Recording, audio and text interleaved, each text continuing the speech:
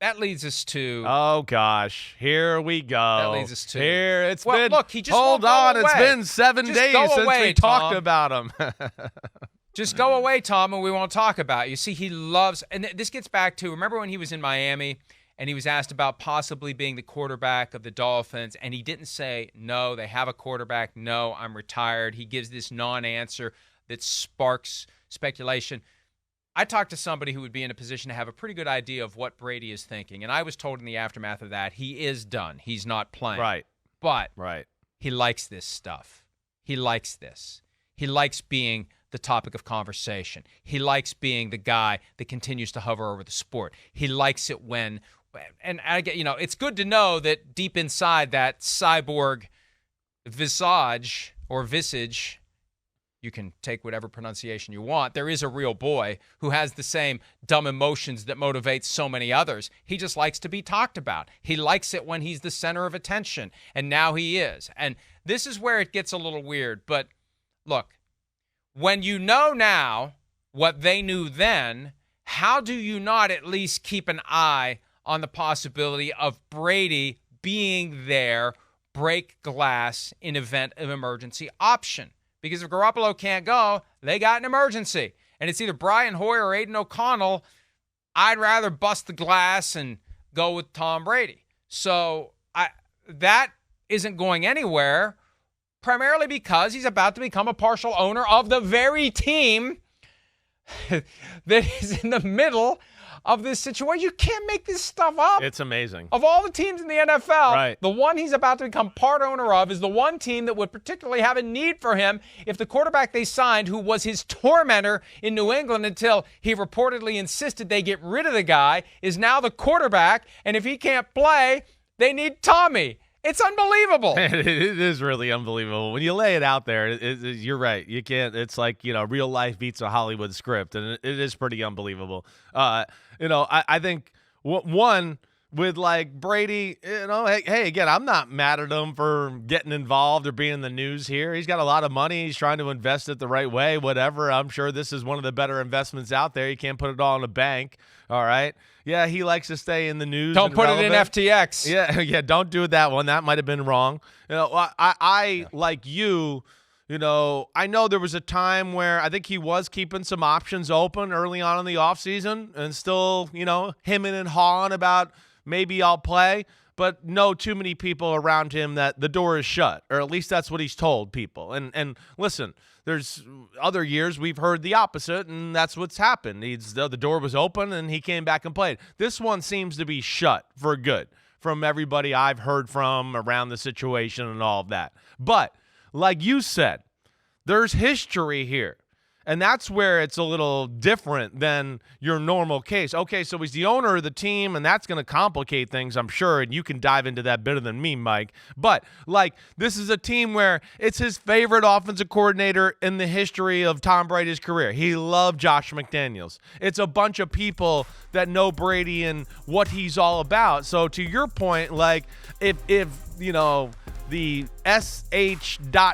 starts to hit the fan or whatever, I do think this is going to be one of the best options. Shoe? Exactly. Okay. Yeah, I think this will be one of the options they look at or want to, because it's one of the only things where you can go, wait, this can really get us out of a tough situation right here.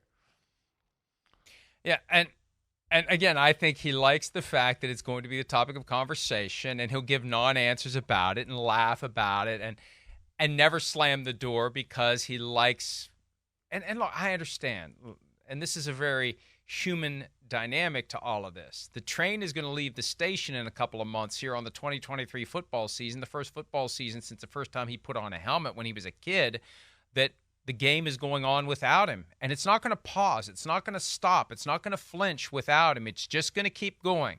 That train is going to keep going without the GOAT on it.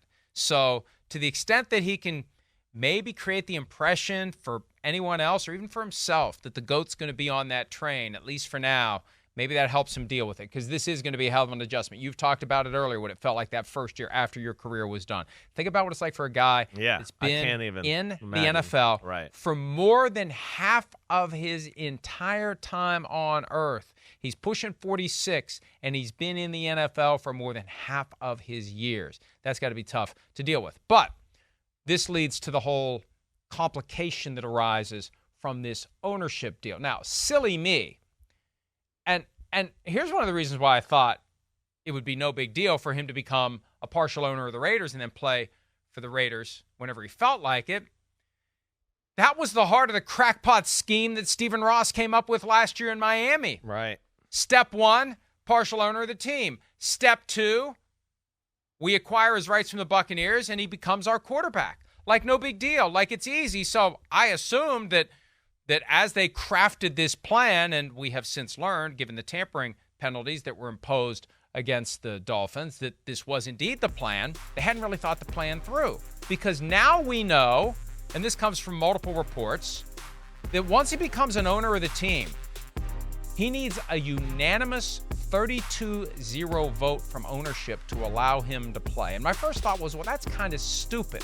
Why would you not want him to play? He's Tom Brady. It helps all the owners if this guy's on the field. Yeah. Someone explained to me over the weekend, look, this is something that teams would have a problem with because he's basically an extra guy on the roster until he decides to play. Sure. He has access to all the meetings. He has access to all the practices. He has access to the playbooks, the game plans, the coaching staff. He's just a guy who's on the team but not really on the team yet, but he's kind of on the team until we need to make him part of the team. He's essentially the 54th man on the roster. So teams would have a problem with that. And if it only takes one to kill this. Yeah. I know based upon the person I was hearing from over the weekend, it sounds like that team would be the one. Definitely. At a minimum to say this isn't happening. Right. Well, you don't think Andy Reid would call up the Hunt family and be like, hey, make sure you vote no on that one, okay? We'd like to win the AFC West. And Sean Payton, the same thing, going, what? I'd like to get off to a fresh start here in this new division. I don't want to deal with Brady, too. I already have my hands full with Mahomes and Herbert. And I'm trying to get my own damn quarterback to look good. Now I got to deal with Brady? Oh, yes, please, new ownership team, can you vote no on that one so Brady doesn't come back and play? Yeah, it's great for the league, but it's not great for certain individuals or certain teams. So I would definitely expect some of them to vote no. I wouldn't want to deal with another team in the AFC. It'd be a threat to win the Super Bowl, especially in the AFC West. So that's where I would think the kibosh gets slammed on it pretty hard there.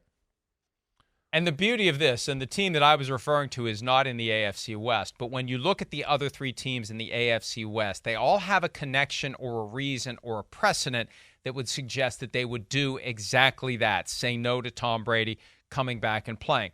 The Chiefs with Andy Reid. It was Reid back in 2009 that tried to get Matt Nagy, who at the time was a member of the coaching staff, cleared to be on the roster for a preseason game. That's what created the rule. Now, technically what happened was they decided he was still under contract with an Arena Football League team, so they couldn't do it. But the rule was created after that you can't do this. You can't take a guy off your coaching staff and put him on your team. It's like a de facto extra guy on the roster. Then the Broncos. So Reid's with the Chiefs, so he's got that history, so he'd be inclined to say, no, they didn't let me do it with Matt Nagy. You're not going to do it with Tom Brady. The Broncos, when they went through the whole COVID thing and we don't have any quarterbacks, they had a couple of assistant coaches they wanted to put on the roster. And they said, under this Matt Nagy rule, no, you can't do it.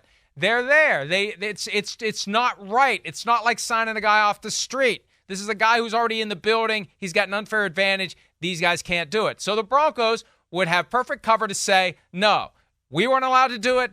You're not allowed to do it. And then the Chargers, and I love this one because even though it goes back 20-plus years, when Deion Sanders tried to wiggle free from the Washington football team to play for the Raiders in 2002 when the Raiders were making a Super Bowl run and he was on the reserve retired list in Washington, he had to pass through waivers.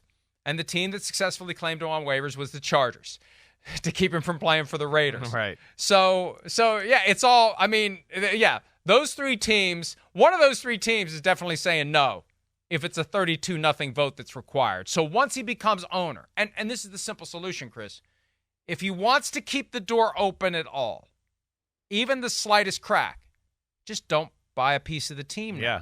The mere act of buying the piece of the team tells us what you were saying earlier. Yeah. He really is done. because he can't play for the Raiders. Now, maybe he didn't know. Maybe he thought, based on what happened with the Dolphins last year, this is simple, this is easy. I can do this.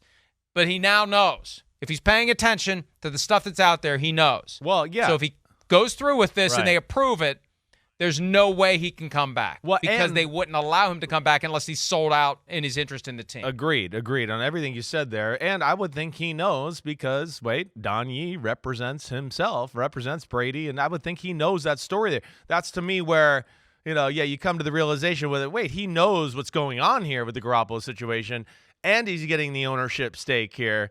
And those two things there would make me believe that, yes, he's finally shutting the door and going to quit. But we'll see where this goes because, like you said, I do think he's still a break the glass in case of an emergency option that I will, we'll keep our ears to the ground or whatever, our eyes open and see what happens here. Well, think about it. Who else is out there? Yeah, that's what I mean. The guy threw for 5,000 yards last season. Yeah. Matt Ryan, all due respect. Negative, no, thank Ghost you. Rider. Carson Wentz, all due respect. Negative. No, thank you. Yeah. Nick Foles. No way. I mean, I know he beat Brady in a Super Bowl, but no, thank you. Yeah. Brady's the one. Yeah. Agreed. He's a free agent. Right. This is why, to rewind back to what went down, remember when we were, I think it was like the Friday of Super Bowl week, where he just had to, hey, pull that spotlight my way. I've filed my retirement papers. That was leaked to Adam Schefter by Don Yee on the Friday of Super Bowl week at a time when we're all focused on the Chiefs and the Eagles playing in the Super Bowl. Here it is. Tom Brady's filed his retirement papers. Well, number one, the filing of retirement papers is completely and totally meaningless. You can unretire, you can re-retire, you can retire and unretire. It doesn't matter. If he wants to play, he can play. It's a meaningless gesture. And what was my other point? Oh, it made it clear there was no way he was going to do any type of a dummy contract with the Buccaneers like Drew Brees did on his way out the door with the Saints to make his cap hit more palatable, to spread it over 2 years. And, of course, the Buccaneers' position is, we're fine taking the full $35 million this year. Well, you got no choice, Buccaneers, because Tom Brady's not playing that game. He wants to be free and clear.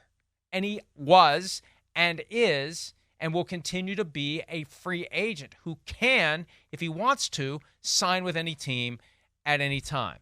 But once they approve his purchase of the Raiders, or at least a portion of the Raiders, and I do have some people asking me non-sarcastically, does his involvement in FTX in any way jeopardize whether or not the owners would approve him to be kind of, we don't know the whole story about what he knew and when he knew it about FTX, so I don't know. But once that's approved and once he's an owner of the Raiders, I think the door's shut.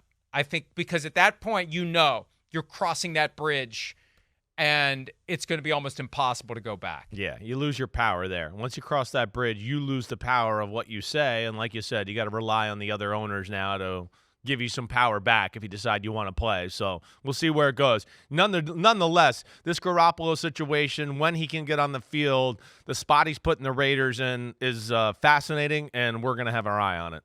Hi, it's Mike Florio. Thanks for watching PFT on YouTube. Hit subscribe for the latest news and analysis from Pro Football Talk.